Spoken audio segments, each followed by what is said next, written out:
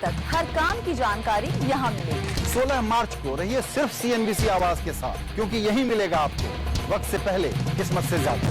रहिए 16 मार्च को दिन भर CNBC आवाज पर। Presented by Aditya Birla Group, taking India to the world. Co-presented by Bhartiya State Bank, Har Bhartiya Ka Bank. In association with Vinani Cement, Indigo, Jaiprakash Power Ventures, and PC Jeweler. Media partner Dainik Bhaskar. Digital outdoor partner DSN. Cafe partner Lavaza Blue. Print partner Business Standard. Broadcast partner YouTube.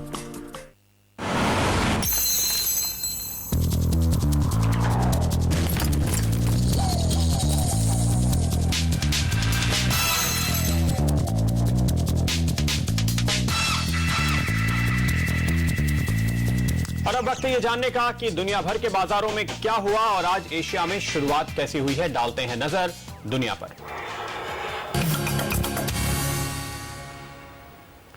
शुरुआत करते हैं SGX Nifty और Asian market से। Nifty कल की गिरावट के बाद आज SGX संकेत दे रहा है कि एक पॉजिटिव शुरुआत आपको होती हुई नजर आ सकती है। करीबन 0.25% ऊपर 5400 का जो अहम लेवल है उसके ऊपर ही SGX निफ्टी ने फिलहाल संकेत दिए हैं। हालांकि कल हमने कैश मार्केट में ये लेवल्स होल्ड नहीं किए थे, लेकिन जाहिर है कि काफी असमंजस है नतीजों को लेकर। बाकी के एशिया में कोई खास उत्साह हमें देखने को नहीं मिल रहा है। इनफैक्ट जापान के बाजार बेहतर खुले थे, अब थोड़ा नीचे आ गए फिलहाल नजर आते हैं। दूसरे एशियन मार्केट्स पे भी नजर डालें तो वहां पर हम देख रहे हैं हल्की बढ़त के साथ कारोबार हो रहा है, लेकिन ये कहीं से भी रिफ्लेक्ट नहीं कर रहे कि 4 साल के बाद S&P 500 कल जो है अमेरिका में वो 1400 के ऊपर गया है। और इनफैक्ट तीनों इंडेक्स अगर आप देखें, डाउ, S&P 500 और नैस्डैक, तो एक साथ इन्होंने अपने काफी अहम लेवल्स पार किए हैं। काफी बुलिश मूड में अमेरिका है, पर एशिया उनका साथ देता हुआ नजर नहीं आ रहा है।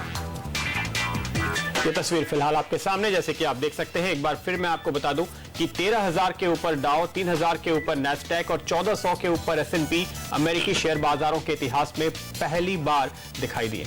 बिल्कुल, लेकिन कमोडिटी बाजार का रुख करते हैं। हमने देखा कि कल के सत्र में सोने ने कुछ रिकवरी दिखाई थी और हमने देखा था कि कुछ बार्गेन हंटिंग, कुछ कमजोर डॉलर का फायदा जरूर हुआ और आज भी ये मजबूती जारी है। हमने देखा था 2 ट्रेडिंग सेशंस मंगलवार और बुधवार को काफी ज्यादा टूटकर 8 हफ्ते के लोस पर आए थे, लेकिन वहां से एक बाउंस बैक दिखा। 1.4% की बढ़त आज दिख रही है। और कल भी हमने देखा था M6 पर सोना 1% की मजबूती लेकर बंद होने में कामयाब रहा। चांदी की भी बात की जाए तो यहाँ पर हमने एक बाउंस बैक आता हुआ देखा, लेकिन $33 का सर अभी एक रेजिस्टेंस बना हुआ 0.5% की मजबूती फिलहाल यहाँ पर दिख रही है। वहीं अगर कच्चे तेल की बात की जाए तो कल के सत्र में हमने इसे काफी ज्यादा टूटते हुए देखा। एक समय $103 तक लुढ़क कर आ गया था, लेकिन वहां से बाउंस बैक आधे % की मजबूती ब्रेंट और नामेक्स क्रूड दोनों में दिख रही है। और आज हमारे बाजारों की ओपनिंग कैसी हो सकती है, ये जानने के लिए चलते हैं अनिल सिंघवी के पास। अनिल जी बताइए, आज बाजार की आप ओपनिंग कैसे देख रहे हैं? देखिए, ओपनिंग तो खामोश और मामूली पॉजिटिव शुरुआत भारतीय बाजार दिखा सकते हैं जिस तरह के संकेत हैं, लेकिन आज के लिए हमारे लिए तो संकेत डेफिनेटली बजट के ही ज्यादा अहम है। और अच्छी बात है कि हम बजट में जाने से पहले थोड़ी सी एक्सपेक्टेशंस को कम रखे हुए हैं। बाजार थोड़े से हल्के दिख रहे हैं, लेकिन चूंकि आज पूरी तरह से बजट के बाद ही बाजार का मूड डिसाइड होना है और वो बजट की जो घोषणाएं होंगी उससे होना है, ऐसा लगता है कि एक्सपेक्टेशंस जब कम है और अगर वित्त मंत्री थोड़ा भी कुछ बाजार की उम्मीदों के मुताबिक कर देते हैं तो शायद यहाँ पर लिक्विडिटी जो पिछले कई सेशन से भारतीय बाजारों को मजबूत बनाए हुए है वो काम आती हुई दिखेगी और ऐसे में बाजार ऊपर जा सकते हैं। लेकिन अगर बाजार निराश हो तब भी ऐसा लगता है कि डाउन साइड रिस्क बहुत ज्यादा नहीं है, क्योंकि 5200 से 5600 की जो ट्रेडिंग रेंज बनी हुई है उस रेंज को आज बाजार पार कर पाएगा, इसकी संभावना कम है। और खासतौर से इसलिए भी कि अगर आप पिछले 3-4 सालों से देखें तो बजट के दिन कोई बहुत बड़े मूव्स बाजार में आते नहीं है और बाजार अब धीरे धीरे बजट को एक प्रोसेस के तौर पर ले रहा है, न कि इवेंट के तौर पर। लेकिन फिर भी ऐसा लगता है कि आज के लिए जो ट्रेडिंग रेंज हो सकती है लोअर साइड पर 5250 5300, ये 50 पॉइंट की रेंज ऐसी है जहां पर आप एक स्ट्रॉन्ग सपोर्ट देख सकते हैं। और मुझे लगता है अगर बजट थोड़ा सा बाजार की उम्मीदों से खराब भी आए तब भी शायद ये लेवल्स बाजार होल्ड करने की कोशिश करेगा।